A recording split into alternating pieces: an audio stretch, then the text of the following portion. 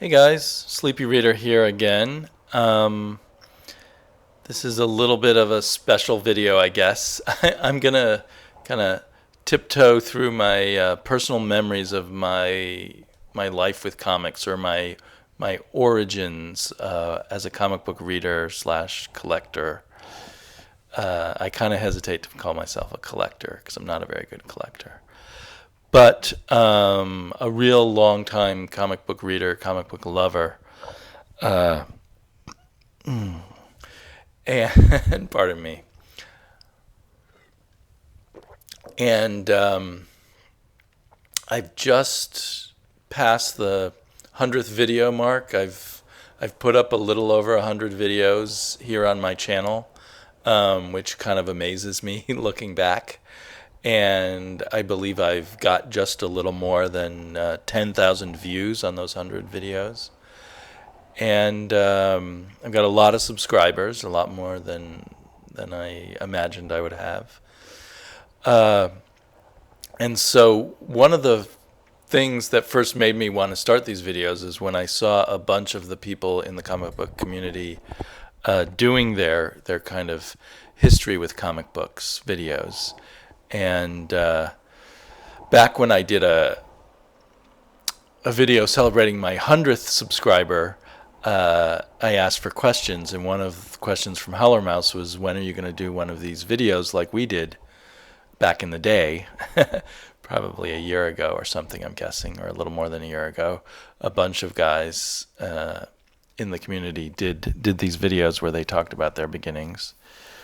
So, and then very recently, Red Vitamin Blue did a video where he kind of talked about the early days of his comic book reading, and that reminded me that I'd been meaning to do one of these things.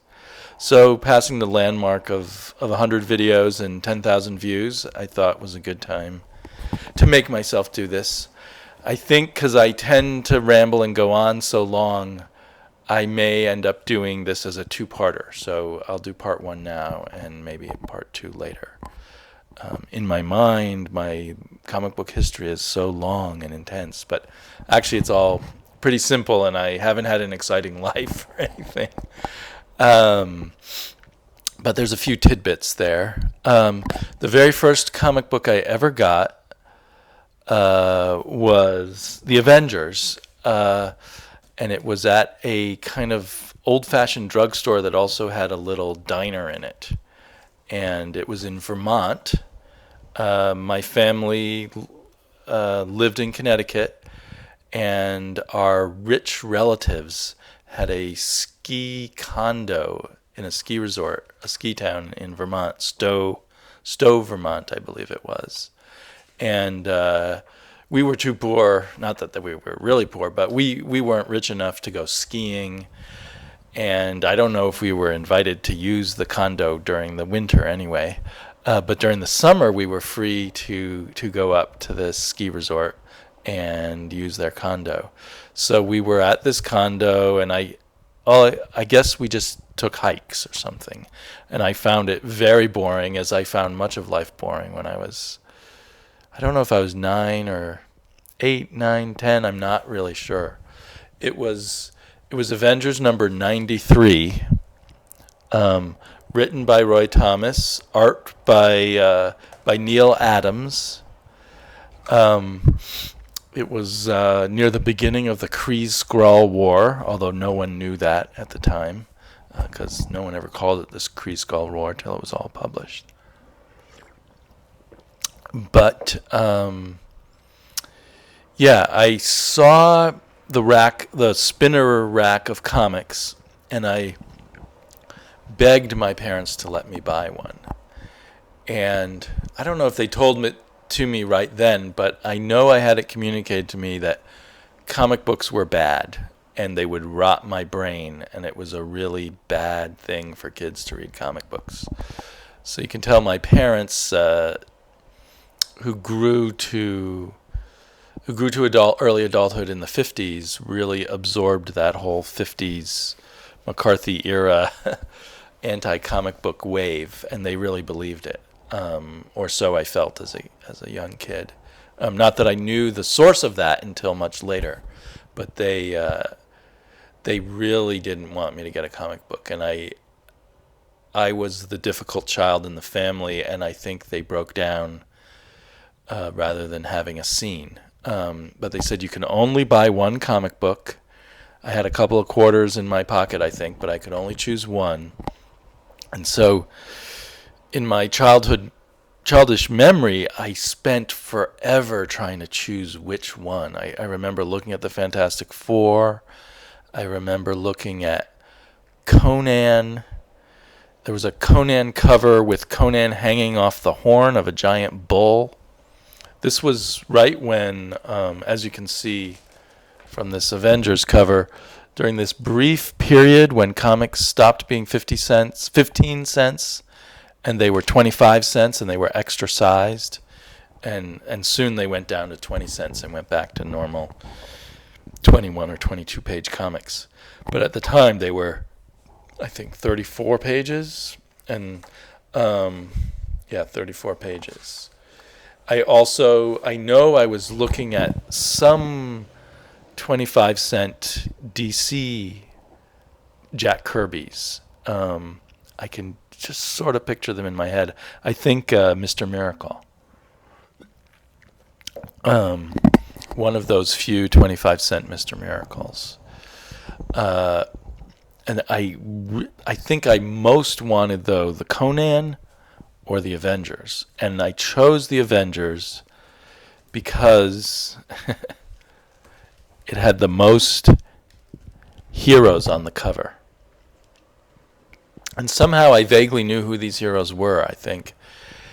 I think I must have seen some of those early Marvel cartoons. You'll begin to see a pattern here. My parents didn't really let me watch TV. I got to watch a very teeny bit, but I think that when I was visiting my grandmother, I saw one of those Marvel cartoons, and I just vaguely knew who Captain America and the Fantastic Four were, maybe Iron Man too. So took the comic book back to my cousin's condo and just poured over it and was just utterly absorbed into it. I can remember every page. And, looking back, boy, was I lucky. Not only is this a Neil Adams issue, but it's one of Neil Adams' peak issues of the things he did at Marvel. It has this famous sequence of Ant-Man going inside the Vision, and it's so brilliantly drawn. But every page is etched on my memory.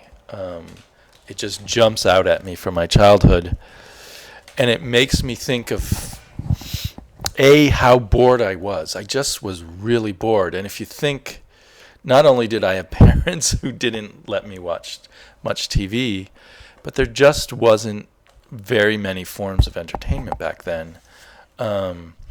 Even when you did watch TV, there was very little, fantasy or exciting material for a kid. There were things like I Dream of Jeannie or something. And there were no video games. We lived kind of out in the country, so there just was very little to do. Another thing that I really remember about it was the ads. I really wanted to order a bunch of things from the ads. And most of all, there was I think it was Joe Weirder or Wader or whatever, one of those muscle men ads. And he said, for one thin dime, I will give you this body. It wasn't the cartoon with the kicking and the sand in the face. But so I really wanted to send that one thin dime in. And I remember my dad sitting me down for a long conversation where he explained that they weren't really going to send me all this bodybuilding equipment for one thin dime. And in fact, what they would do is they would send you a catalog with bodybuilding equipment and nutritional supplements and things like that. Anyhow, I have all these really clear memories, but the ordering of them is hard to figure out. I don't know if I immediately started copying drawings from this comic book, but it was the only comic book I had for a long time, and there's certain drawings or certain panels in here that I can recall myself drawing and redrawing. One of them is this Skrull. Whoop, just this one there. I used to draw him over. I think because he was somewhat simpler. This was one of the first things I ever copied, and I drew and redrew it many times. And I was fascinated by Captain Marvel. Somehow his costume and his silver hair seemed particularly exciting to me. This image of him breaking out of his bondage there is really deeply welded into my memory. Also kind of cool was Goliath's costume, and he seemed kind of a groovy character or something. And I always remember this picture of him punching the Kree spaceship. He was Clint Barton, Hawkeye, had for some reason turned into Giant Man. Why he wasn't also using giant arrows, I mean, that would have been really cool. But I didn't think of that. I didn't know he was Cliff Barton. I didn't know anything about these people. And it had Rick Jones in it, and that was a plus for me. So I think, in my childhood mind, it was a glacial period of time after that I ever got another comic book. But it must have just been 3 or 4 months later now, looking back at the chronology of comic books. It was a 20-cent Captain America.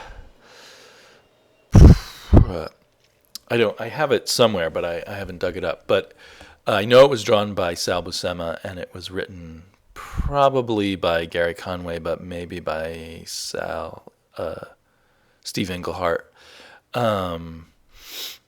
And it featured Batroc the Leaper, and it had a huge cliffhanger at the end where the stranger appears and he's kidnapping children.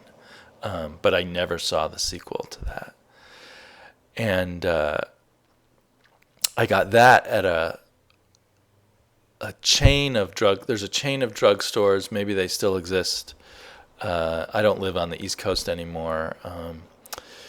But they all they were Rexall. But as a kid, I read them as Relax.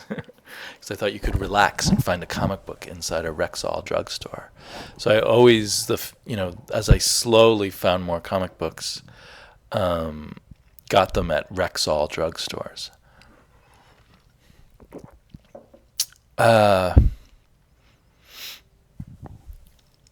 And it was always Marvel. I think that I got such a good Marvel comic book to start with really cinched the deal, and I always got Marvel comics for the longest time. So, what is it that I want to say about that? As a kid, I was, as many kids are, kind of lonely, bored. Life was boring. There weren't so many things, fun things for imaginative kids who would naturally like fantasy to do or play with or read. And there wasn't much of that stuff on TV, and I wasn't allowed to watch much TV. My parents thought TV was bad for you, rock and roll was bad for you, comic books were bad for you. You couldn't chew bubble gum. They thought I should listen to classical music, and they wanted me to read Charles Dickens, if you can believe that. They were very upset that I wasn't an avid reader, although I think I became an avid reader shortly before we actually found these comic books, when I found some kids' books about Vikings. So, and you can see the connection there to superheroes, I think, and to Conan kinds of things. And I seem to be the anomaly in the family, being the person who's drawn to fantasy and imaginative things. And I was also the difficult child. I was the first child, and I think my parents didn't handle things so well, and they created all these areas that we had battles about. But they did eventually give in, because I eventually got more comic books, and I eventually got rock and roll records, and when I got older, got to go to rock and roll concerts and the like. Oh, they thought science fiction books were bad for you too, and of course that became my favorite kind of book. I'll stop it there, and later I will tell you about the most embarrassing thing I ever did to read a comic book. And I will tell you about adventures in Switzerland and adventures at a Catholic all-boys school. Although none of these are really adventures, but I was there. And comic books were involved. So I'll talk to you guys later.